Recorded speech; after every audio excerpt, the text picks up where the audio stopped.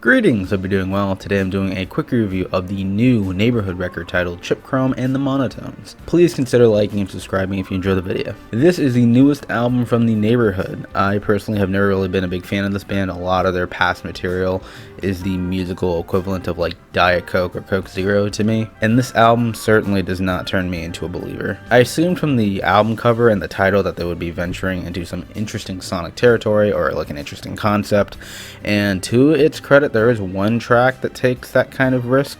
Sort of. The track Lost in Translation starts off with a future funk sample that has virtually no correlation with the rest of the song, but I thought the brightening hook and kind of psychedelic electronic swirls were pretty enjoyable. Easily the biggest highlight on the record. While I'm on this note, a couple of the other tracks I came to enjoy on this record included Cherry Flavored, Devil's Advocate, and Silver Lining.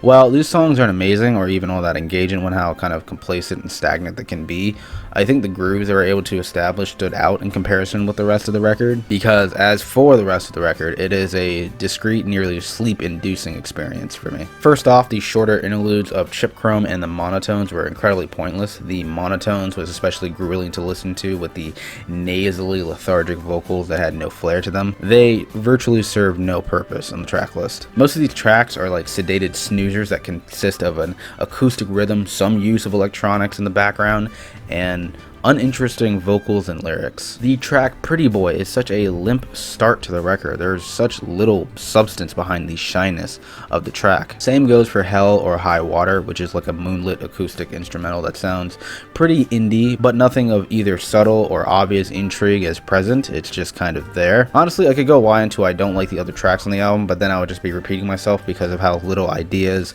or flair or innovation there is on this record. I'll keep it brief. I was bored out of my mind listening to this album. It has no bite. It is painfully monochromatic. It is not cohesive whatsoever, and it is soporific as hell. If you like the Neighborhood, give it a shot, or if you're looking for some discreet acoustic based pop tunes, this might be for you.